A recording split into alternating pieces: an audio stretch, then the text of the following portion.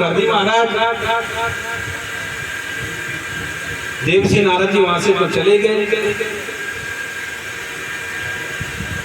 तथापि अब सोच रहे हैं कि मैंने भागवत की रचना तो कर दी, लेकिन इसका अधिकारी कौन है।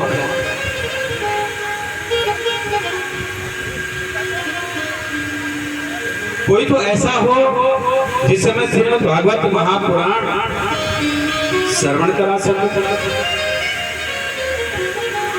देखो महाराज, जो गुरु होते हैं वो चाहते हैं कि मेरा शिष्य भी अच्छा हो। किसी को अगर शिष्य बनाना है गुरुओं को, तो वो भी सोचते हैं कि अच्छा शिष्य मिलना चाहिए, और जो शिष्य होते हैं वो भी सोचते हैं कि हमें गुरु अच्छा मिले, जो मार्गदर्शन करे, भटकने न दे। तो ऐसी कामना है वेद व्यास जी के हृदय में। अब उन्होंने जब चिंतन किया कि मैं सुनाऊं तो किसे सुनाऊं, श्रवण कराऊं तो किसे, इसका अधिकारी कौन हो। और इसका अधिकारी तो वही होता है ना, हमारे दो शत्रु बहुत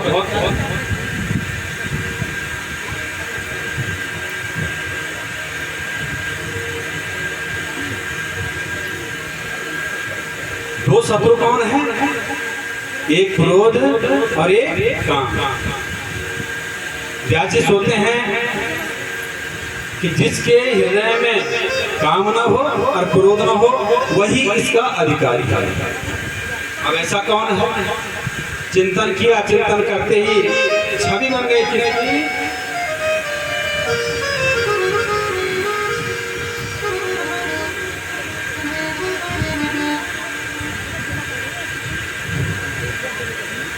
अब वो छवि बनी किसकी, जो परम संत नैष्ठिक ब्रह्मचारी जो हैं उनके ही आत्मज सुखदेव। बोलिए सुखदेव जी महाराज की चिंतन हुआ महाराज। लेकिन जो सुखदेव मुनि है वो कहाँ है, निर्जन वन में। जब उन्होंने भागवत, जब उनका जन्म हुआ था तो जन्म होते ही वो सन्यास को चले गए थे। अब भागवत की रचना कर दी तो ध्यान आया कि मैं अपने पुत्र को सुनाऊं, क्योंकि इसके योग्य हैं। तथापि आएंगे कैसे, वो तो निर्जन वन में सगुण ब्रह्मा की तपस्या में लीन है। तो महाराज अपने छोटे छोटे शिष्यों को कहते हैं कि अगर सुखदेव को वापस करने की सामर्थ्य है तो सिर्फ कृष्ण कथा में, बाकी कोई वापस नहीं कर सकता। अपने नन्हे नन्हे ये छोटे छोटे शिष्य हैं उनको बुलाया और उनको भागवत के 2-4 श्लोक उनको रटाए। कहते हैं तुम जाना जहाँ निर्गुण समाधि में सुखदेव जी बैठे हुए हैं, और उनके समीप जाके उस निर्जन वन में इन श्लोकों का गायन करना। हो सकता है कि उनके हृदय में कुछ परिवर्तन हो। अब नन्हे नन्हे शिष्य महाराज उन्होंने श्लोकों को रट लिया। महाराज शिष्यों को बोले, और शिष्य जो है निर्गुण वन में, निर्गुण समाधि में जो सुखदेव जी बैठे हुए के समीप जाके अब श्लोकों का गायन करते हैं। क्या बोलते हैं, बरहा पीडम नटवर वपु कर्णयो कर्णिकारम विप्रदिवास कनक कपिसम जयंती जमाला रंगान पेण अधर सुदया पूरयन गोप वृंदे वृंदारण्यम स्वपद रमणम प्रवासद गीत कीर्ति। और महाराज जब सुखदेव मुनि के कर्णों में ये ध्वनि जाती है तो उनकी समाधि टूटती है, आंखें खोलते हैं और देखते हैं इधर उधर ये ध्वनि जो आ रही है कहां से आ रही है। अपने समीप देखते हैं छोटे छोटे शिष्य वेद व्यास जी के। तो जैसे उन्होंने आंखें खोली और ध्यान किया कि कितना सुंदर रूप का वर्णन कर रहे हैं। किसका? जो ये पहला श्लोक है, इसमें भगवान के रूप का वर्णन, श्रृंगार का वर्णन किया गया है, सौंदर्य का, कि कैसे दिखते हैं भगवान। बरहा पीडम नटवर वपु, बरहा कहते हैं मयूर को, मोर, और पीडम मुकुट, मोर के पंख की मुकुट बना के जिन्होंने पहनी है। नटवर वपु, नटवत वर वच वपुर यस्य, अर्थात नटवत वरवत, जो नटखट है।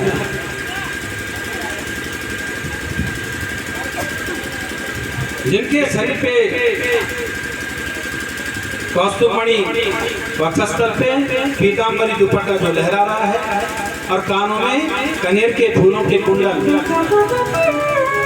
और गले में है वैजयंती माला, कपिस वैजयंती माला। रंध्रान, अधर, अधर कहते हैं होठों को। रंध्रान वेणु, वेणु माने मुरली।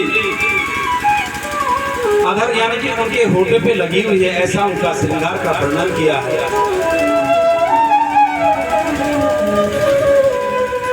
महाराज। सुखदेव मुनि की एक बार तो तपस्या से हटे, फिर उन्होंने अपनी आंखें बंद कर दी और निर्गुण समाधि में थे, ध्यानस्थ। अब उसी से वापस आते हैं महाराज वेद व्यास जी के पास,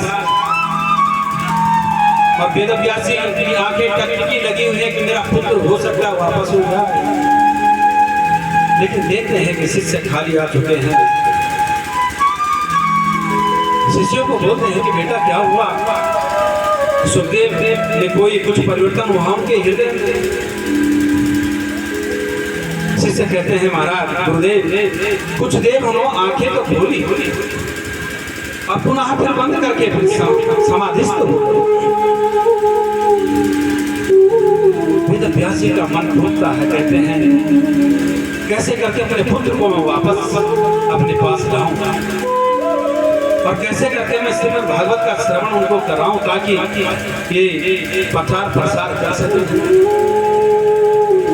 अगर ऐसा नहीं होता तो ये दुनिया रिक्त हो रही है, खाली हो रही है।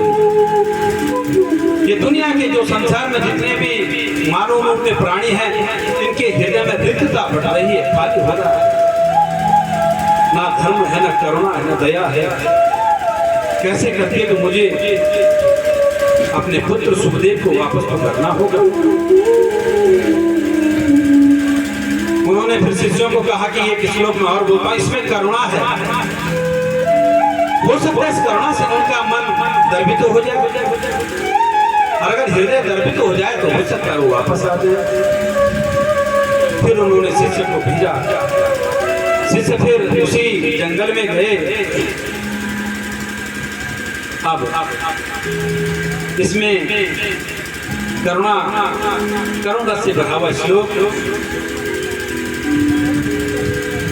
अहो बकीयम स्तनिकाल कूटम जिगांसयापा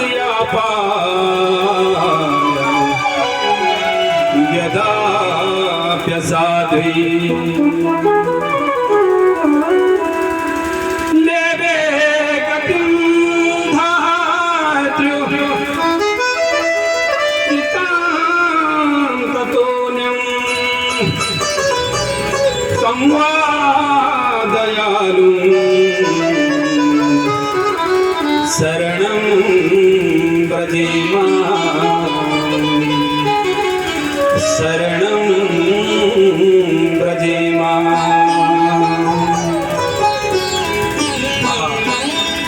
करुणा रस से भरा हुआ श्लोक, इसमें करुणा रस से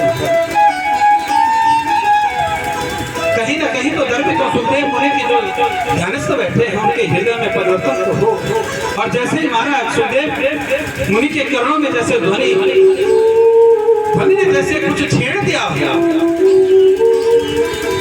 और सुखदेव मुनि की आंखें खुली, आंखों से आंसू गिर पड़े सुखदेव मुनि के।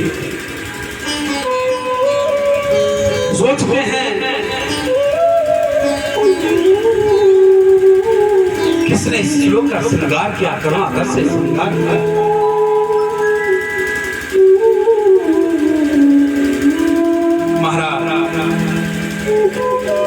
सुखदेव मुनि की समाधि टूटी और शिष्यों को बोलो आगे बोलो, लेकिन शिष्य बोलते हैं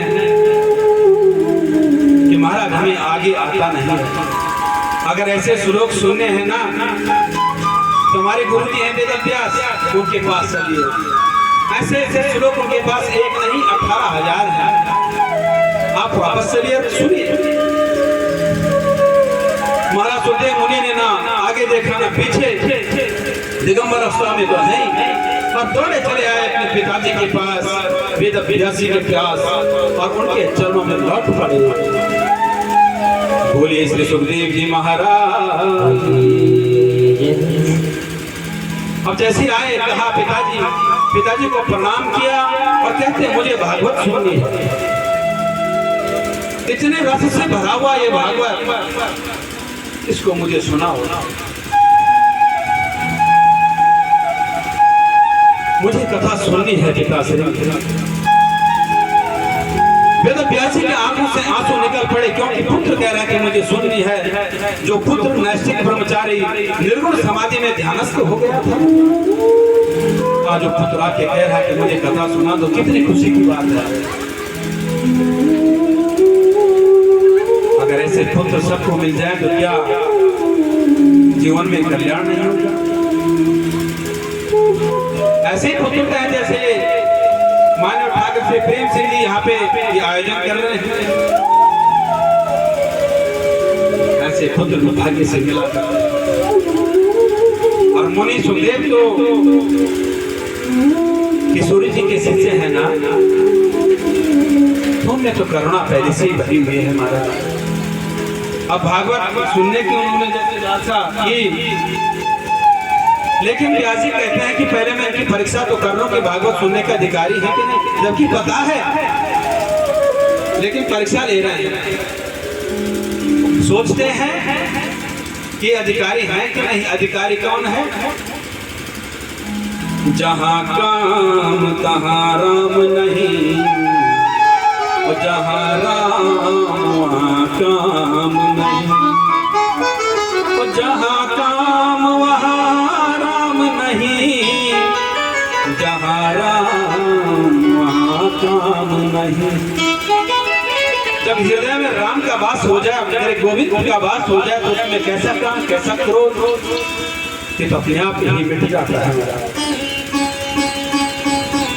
लेकिन परीक्षा करने के लिए भेजा वहां के जो राजा हैं जनक के पास, बड़े विद्वान हैं। सुखदेव जी को कहते हैं कि जाओ बेटा पहले वेदांत सीख के आओ राजा जनक के पास। सुखदेव मुनि 16 वर्षीय